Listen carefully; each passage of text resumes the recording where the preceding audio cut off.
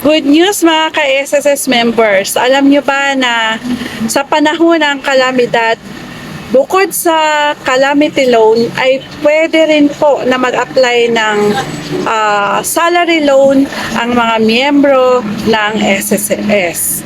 Kailangan lang po na kayo ay nakahulog ng at least 36 months at active po ito ang inyong SSS. Ang gawin nyo lang po ay pumunta lang po kayo sa mysss.gov.ph website at mag-enroll po kayo kung hindi pa po kayo nakaka-enroll online at doon po ay pwede na kayong mag-apply online para po makuha ang inyong SSS loan.